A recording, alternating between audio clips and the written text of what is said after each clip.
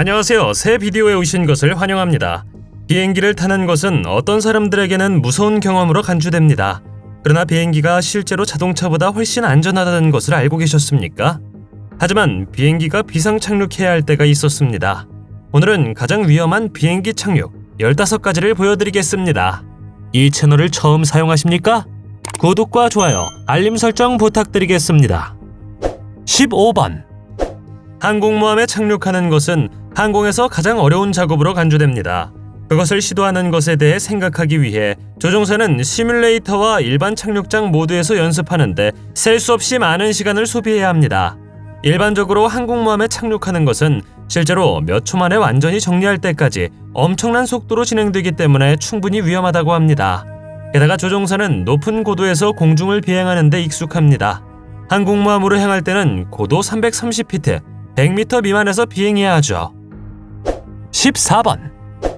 2011년 11월 11일 기상 조건이 너무 나빠서 이 사건은 항공 역사에 기록되었습니다. 얼음에 착륙하는 것이 매우 위험할 수 있다는 것은 상식적이죠. 첫 번째 착륙 시도에서 바람과 얼음 상태가 너무 위험했기 때문에 조종사는 20분 후에 다시 시도하기로 결정했습니다. 두 번째 착륙 시도에서 아메리칸 이글 4125편은 활주로에서 미끄러져 중앙 분리대와 충돌하여 날개와 함께 땅을 긁었다고 합니다. 이 모든 것은 비행기 창문에서 전화 카메라로 촬영되었죠. 다행히 모두가 괜찮았지만 보시다시피 얼음에 착륙하는 것은 매우 어려운 작업이 될 수 있습니다. 13번. 우박이 쏟아지는 동안 비행기를 조종하는 것은 충분히 무섭습니다. 그러나 아무것도 볼 수 없는 동안 착륙하는 것은 완전히 믿을 수 없는 일입니다. 우크라이나 조종사 알렉산더 아코포프가 이끄는 아틀라스 글로벌의 터키 비행은 우박으로 인해 조종석 전체가 심각한 피해를 입었습니다. 비행기의 기수가 움푹 들어갔죠. 그러나 가장 놀라운 손상은 완전히 산산조각이 난 앞 창문이었습니다. 사실 아코포프는 장님으로 날고 있었고 수년간의 비행 경험, 본능 및 승무원에 의존해야 했습니다. 어느 시점에서 그는 매우 대담한 결정을 내렸습니다. 조종사는 키프로스로 날아가는 대신 이스탄불로 돌아왔습니다. 기적적으로 조종사는 시야 없이 비행기를 안전하게 지상에 착륙시킬 수 있었습니다. 12번. 또 다른 드문 순간은 에어 캐나다 143편의 엔진이 동력을 잃기 시작할 때였습니다. 조종사와 부조종사는 놀랍게도 비행 중에 연료가 떨어졌죠. 이것은 1983년 7월 23일에 일어났습니다. 행동할 시간이 거의 없었죠. 남은 일은 가능한 한 적은 위험으로 착륙하는 것뿐이었습니다. 그러나 근처의 비행 착륙장은 자동차로 가득 차 있었죠. 몇몇 관중들은 비행기가 엄청난 타격을 입고 추락하고 불꽃을 내뿜는 것을 지켜보았습니다. 기적적으로 이 착륙 중에 다친 승객은 없었고 모두가 비행기 뒤쪽에 비상 슬라이드를 통해 빠져나와야 했습니다. 11번. 갑자기 비상 착륙을 해야 하는 비행기가 하늘에서 나오는 것을 보았을 때 교통체증에 갇혔다고 상상해 보십시오. 2005년 12월 8일 1248편은 미드웨이 공항의 활주로를 벗어난 후 울타리를 통과하여 거리에 착륙했습니다.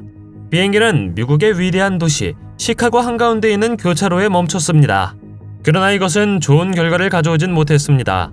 교통이 멈췄고 그 중에는 가족을 태운 차를 포함했습니다. 이 사건은 조종사의 경험 부족과 안전하게 제동할 수 없는 상황 때문이었습니다. 10번. 현재까지 가장 창의적인 비상 착륙 중 하나는 갈매기 떼와의 만남으로 러시아 비행기가 심하게 손상된 후 옥수수 밭에서 발생했습니다. 이 비행기는 두 엔진이 고장나 결과적으로 두 개 다 작동하지 않았다고 합니다. 조종사는 착륙 장치를 사용하지 않고 착륙할 수밖에 없었죠. 승객들은 매우 무서웠지만 조종사는 결국 비행기를 옥수수 밭에 안전하게 착륙시켰습니다.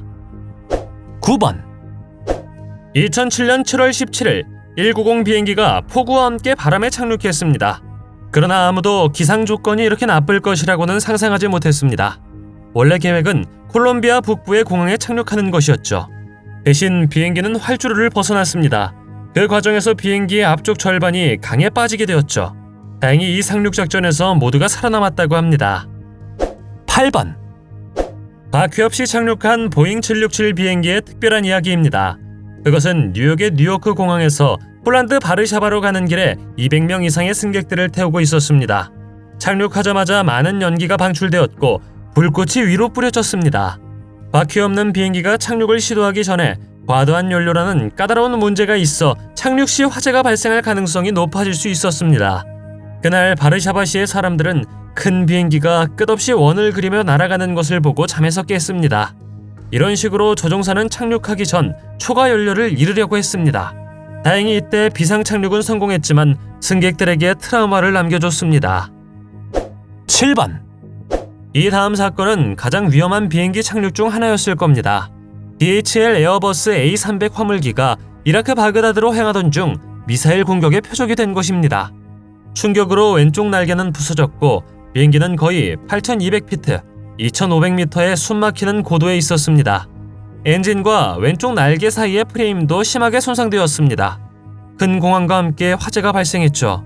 그러나 조종사는 조종할 수 있는 조종맨이 남아있지 않았지만 비행기를 통제할 수 있었습니다. 그들은 비행기를 수동으로 착륙시키기 위해 엔진에 의존했고 이것은 성공적이었습니다. 이 얼마나 놀라운 일입니까? 6번. 숲 한가운데 착륙한 비행기는 도대체 어떻게 이런 일이 일어날 수 있었는지 궁금하게 만들 것입니다. 사실 다카에서 방글라데시의 시레트로 가는 비행기는 매우 바람이 많이 불고 비가 내렸기 때문에 비상 착륙을 해야 했습니다. 이로 인해 승무원은 비행기를 통제할 수 없게 되었죠. 착륙하는 동안 비행기는 활주로에서 미끄러져 수십 미터 떨어진 20m 깊이의 도랑에서 멈췄습니다. 이 사건은 오래전에 일어났기 때문에 그것에 대한 정보가 많지는 않지만 이 착륙 중에는 모두가 괜찮았다고 합니다. 5번. 이 사건은 사실 너무 기괴해서 영화에서만 일어날 수 있다고 생각할 것입니다. 그러나 1990년 영국 항공의 승무원은 경력 중 최악의 순간에 처했습니다. 비행 중 앞유리가 고장났고 몇 초 만에 조종사는 고도 10,000피트, 5km에 빨려 들어갔습니다. 다행히 조종석에 있던 나머지 승무원들은 제 시간에 두 다리를 모두 잡을 수 있었습니다. 처음에 그들은 그가 더 이상 살아있지 않았다고 생각했지만 그는 의식이 없는 것으로만 판명되었습니다. 그들은 30분 동안이나 비상 착륙이 완전히 성공할 때까지 다리를 붙잡고 있었다고 합니다. 4번. 1983년 이스라엘 공군 F-15D 전투기 2대와 A-4N 4대가 네게브 사막 상공을 비행하던 중 충돌했습니다.